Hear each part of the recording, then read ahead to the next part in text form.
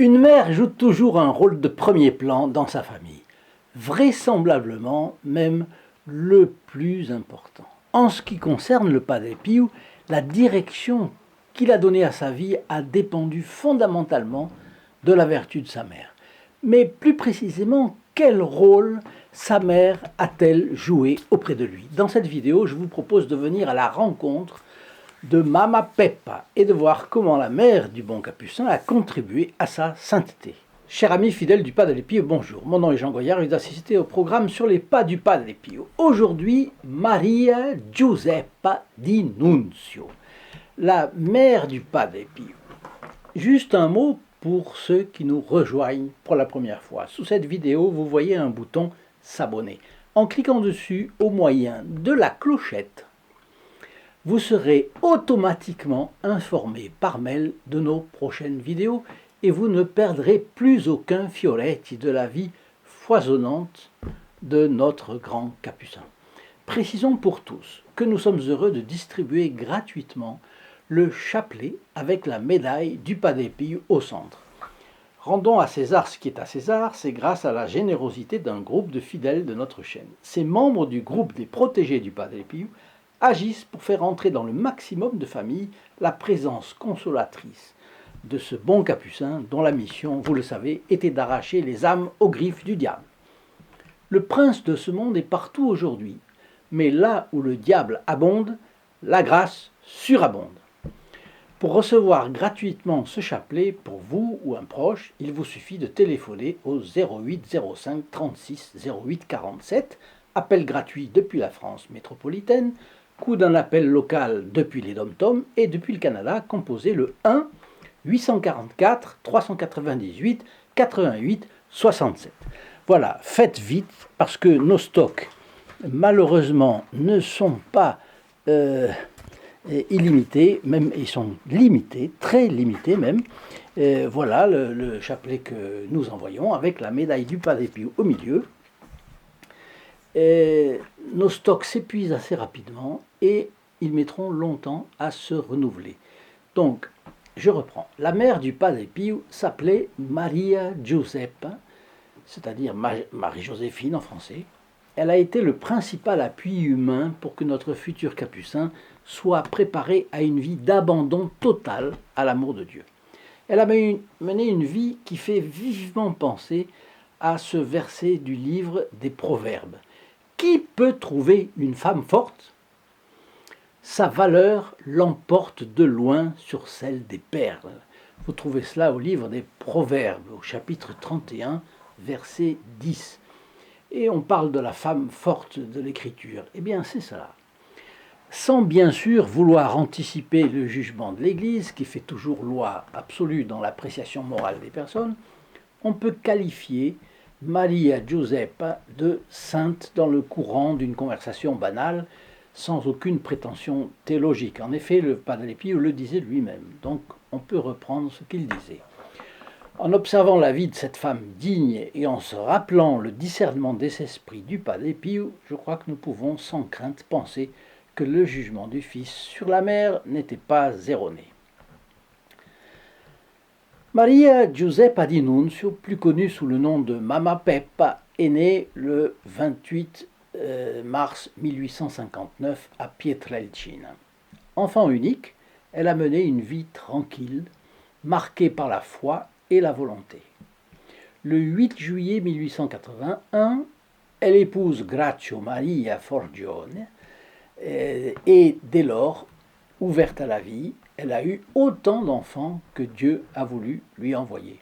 8 dans son cas, dont le 4e a été Saint Pio de Pietrelcina. On peut donc dire qu'elle a été une femme forte et une mère de famille digne et aimante. Jetons maintenant un regard sur ses qualités. Profondément religieuse et pleine d'affection avec tous, Maria Giuseppa était l'âme d'un foyer profondément chrétien. Dans sa maison, elle travaillait en priant et le soir, la famille se réunissait pour prier le chapelet et même le rosaire. Certains de ses comportements ont été décisifs dans l'ordre de la grâce. Avant même la naissance de Francesco, le nom du Padre Pio, jusqu'à son entrée chez les Capucins, Maria Giuseppe a beaucoup recommandé son fils à Dieu et à la bienheureuse Vierge Marie, car elle avait déjà perdu 2 enfants. Elle travaillait sans relâche. Et même lorsqu'elle était surchargée de tâches, elle allait au champ aider son mari. Sa dévotion à Saint Joseph et à la Vierge Marie représentait son grand attachement.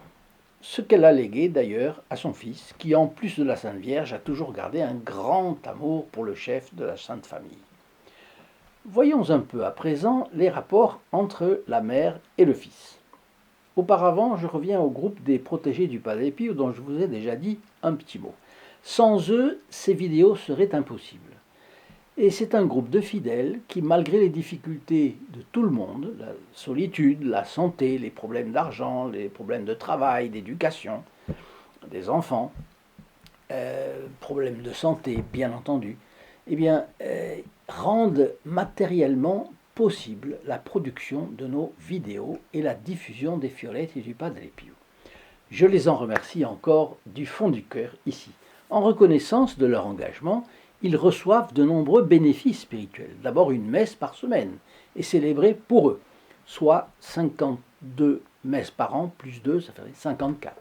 Ensuite, leurs demandes de grâce spirituelle ou matérielle, leurs intentions de prière pour eux, leurs proches, leurs défunts, sont spécialement déposées par un de nous à San Giovanni Rotondo, où se trouve la sépulture du Padre Pio. Pour mieux connaître ces protégés du Padre Pio, c'est simple. Il vous suffit de cliquer sur le lien affiché sous la vidéo, www.st-padre-pio.fr, et de vous laisser guider. Les actes militants des protégés du Padre Pio y sont décrits, ainsi que les bénéfices spirituels qui leur sont accordés. Plus simple encore, composez un des numéros de téléphone que je vous ai donnés et qui s'affiche sur l'écran là. Notre secrétariat répondra à vos questions. Alors reprenons les rapports entre Mama Giuseppe et son fils. Lorsque Francesco Forgione a annoncé son désir de devenir capucin, sa mère a accueilli cette annonce avec grande joie et a soutenu la vocation de son fils depuis le début. Mais cela lui causa une grande souffrance. Pourquoi ? Parce qu'elle a dû se séparer de son mari et de son autre fils, qui ont émigré aux États-Unis pour gagner de l'argent afin de payer les études du Padre Pio. Les Italiens ont toujours beaucoup émigré, vous le savez, et aux États-Unis en particulier, dans beaucoup de pays d'Amérique latine, bien sûr, en France, il y a toujours eu une colonie italienne importante. Voilà. Et en 1920, Mama Peppa a rendu visite à son fils à San Giovanni Rotondo. Elle est restée 44 jours dans la maison de Maria Pompilio, une fille spirituelle du Padre.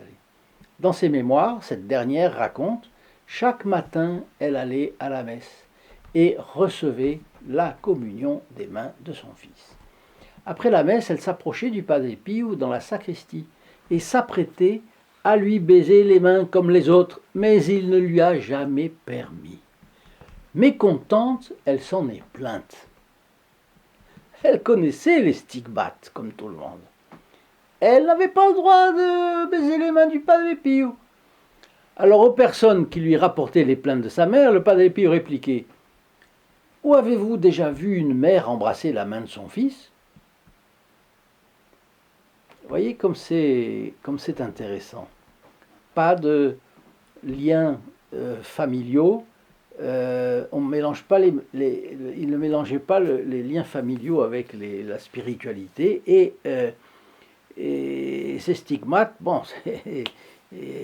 tout le monde les voyait, mais sa mère non, sa mère ne pouvait pas lui embrasser la main, c'était à lui d'embrasser la main de sa mère. Vous savez, autrefois, c'était toujours comme ça, les parents donnaient la bénédiction en faisant une petite croix à leurs enfants, bon, et pas le contraire.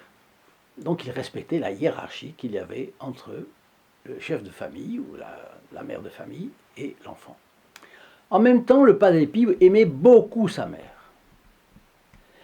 Et il avait un grand respect pour elle. Il la traitait même, comme on le dit, comme une reine.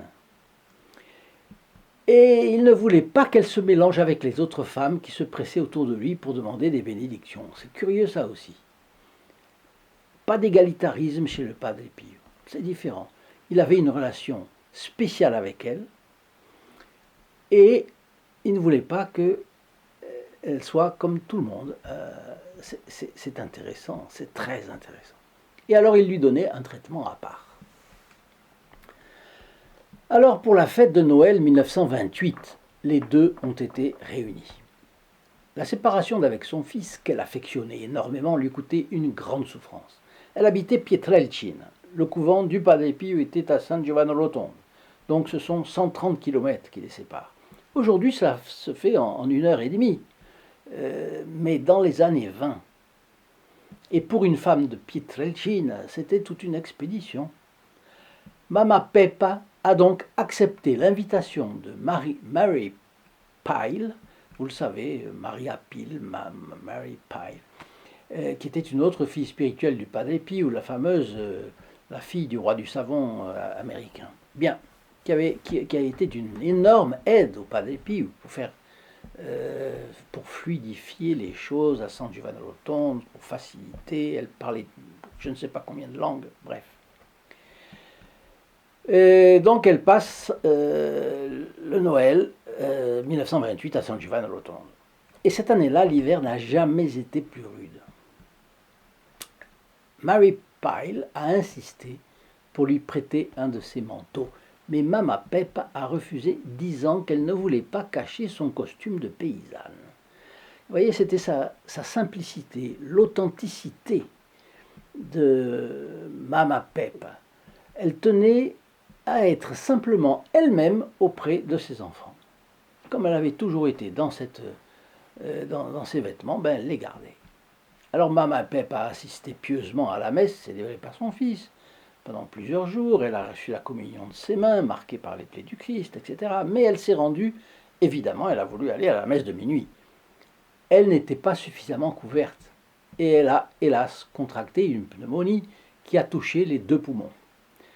Le Padre Pio allait alors lui porter la communion tous les jours, et chaque fois que cela lui a été possible, il venait à son chevet. Il ne disait rien, il ne faisait aucun commentaire.